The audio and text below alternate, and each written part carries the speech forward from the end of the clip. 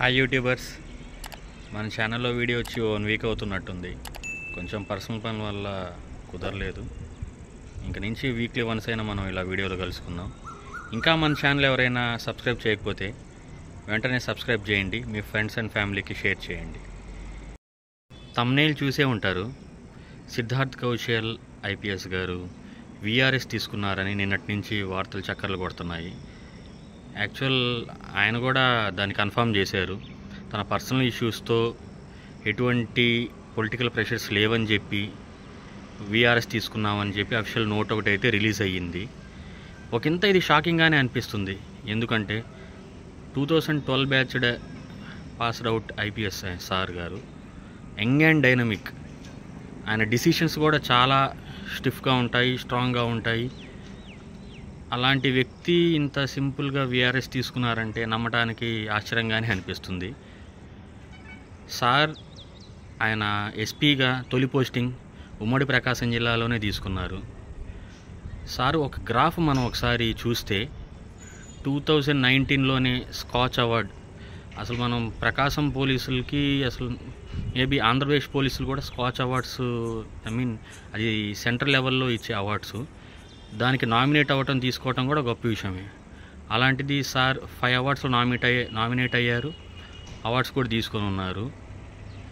అలాగే స్వాట్ అని ఒక కౌంటర్ టెర్రరిజం టీమ్ని తయారు చేశారు. అది కేవలం సిటీస్లో లైక్ చండీగఢ్, బెంగళూరు అలాంటి చోట్లే. అది కూడా ఎన్ఎస్జీ, ఆక్టోపస్ లాంటి వాళ్ళకి ట్రైన్ చేసే ఒక అసోసియేషన్ అది స్వాట్ అనేది. అలాంటిది ఇండియాలో లైక్ ఒక రూరల్ డిస్టిక్ అనుకుందాం మనం, ప్రకాశం జిల్లా ఒంగోలులో స్వాట్ టీమ్ని తయారు చేశారంటే అసలు నిజంగా షాకింగ్. అలా ఒక తయారు చేసిన అది ఒక బిగ్గెస్ట్ అచీవ్మెంట్ సార్ కెరీర్లో. రెండోది వచ్చి ప్రాజెక్ట్ జియో అండి. జియో అంటే జూనియర్ ఇన్వెస్టిగేషన్ ఆఫీసర్. జనరల్గా పోలీస్ కేసుల్లో ఎస్ఐ కానీ సిఐ క్యాడర్లో వాళ్ళే కేసెస్ని డీల్ చేస్తారు. Head constable, ASI just paper వర్క్లోనే హెల్ప్ చేస్తుంటారు. కానీ ప్రాజెక్ట్ జియో అని ఒకటి ఇంట్రడ్యూస్ చేసి అసలు కేసెస్లో కొన్ని కేసెస్ని వీళ్ళకి అలాట్ చేశారు. ఏఎస్ఐ మరియు ఈ హెడ్ కానిస్టేబుల్తో కూడిన టీంతో కేసెస్ వీళ్ళకి అసైన్ చేయటమే కాకుండా వాళ్ళు సక్సెస్ఫుల్గా డీల్ చేయటం కూడా చేయటం వల్ల ఇది స్టేట్లోనే ఒక రిమార్కబుల్ ప్రాజెక్ట్గా తయారైంది.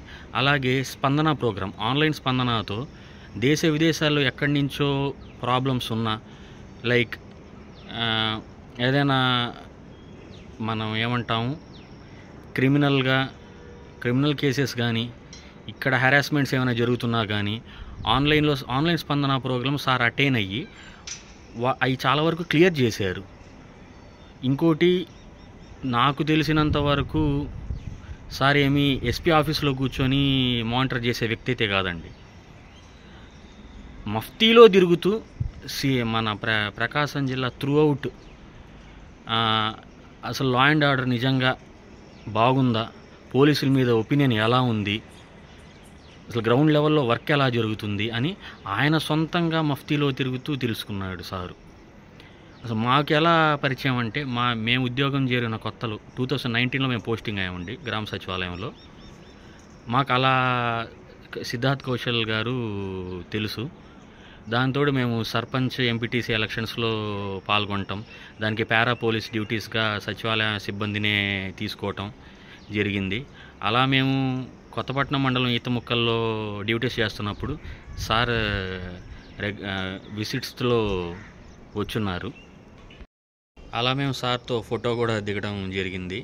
సార్ చాలా ఇన్నోవేటివ్గా టెక్నాలజీ యూజ్ చేసుకోవటంలో సార్ తర్వేత అండి. ఎవరైనా వాళ్ళకి రెగ్యులర్గా వచ్చే యాప్స్ని కానీ, యాప్స్ డిజైనింగ్లో కూడాను వీళ్ళకి మహిళా పోలీసులకి బాగా ఇన్స్ట్రక్షన్స్ ఇస్తారు. వాళ్ళకి హెల్ప్ చేయటంలో కానీ, the way of working style అనేది చాలా డిఫరెంట్ అండి ఆయన. అలా ఇంచుమించు 2019 నుంచి 21 దాకా 2 years అయితే పక్కాగా మా ప్రకాశం జిల్లాలోనే చేశారు. దాని తర్వాత నెక్స్ట్ కృష్ణా జిల్లాకు వెళ్ళినట్టున్నారు. ఎలక్షన్ టైంలో వచ్చి కడప జిల్లాలో ఉన్నట్టు అనుకుంటానండి. మీరు అప్పుడు వీడియో కూడా చూసుంటారు. ఎలక్షన్ టైంలో సార్ ఒక వీడియో కూడా సర్క్యులేట్ అయింది బాగా. ఎవరైనా శాంతి భద్రతలకు ఎవరైనా ఇబ్బంది పెడితే తరిమి కొడతామని చెప్పి సార్ ఇచ్చిన ప్రెస్ స్టేట్మెంట్ అయితే అప్పుడు హాట్ టాపిక్ అయింది. సార్ చెప్పడం కాదండి, చేసి చూపిస్తారు. అలాంటి యంగ్ అండ్ డైనమిక్ ఆఫీసర్ ఇంత సడన్గా విఆర్ఎస్ తీసుకోవటం, ఇంకా 20+ ఇయర్స్ సర్వీస్ సార్ పెట్టుకొని, అది చాలా ఆశ్చర్యకరంగా ఉందండి. మరి పొలిటికల్ ప్రెషర్స్ లేవని చెప్తున్నారు కానీ లేకుండా అంటే అంత ప్యాషనేట్గా వర్క్ చేసే ఒక ఎంప్లాయీ ఇలా జాబ్ రిజైన్ చేయటం అనేది కొంచెం నమ్మశక్యం కాని విషయమే. ఏదైనా కానీ సార్ నెక్స్ట్ చేసే ఫ్యూచర్ ప్రాజెక్ట్స్ కానీ అంతా సక్సెస్ఫుల్గా జరగాలని కోరుకుంటున్నాను. ఇంకా మన ఛానల్ని ఎవరైనా లైక్, షేర్, సబ్స్క్రైబ్ చేయకపోతే చేయండి. మరొక ఇంట్రెస్టింగ్ టాపిక్తో మరోసారి కలుసుకుందాం. థ్యాంక్ యూ అండి.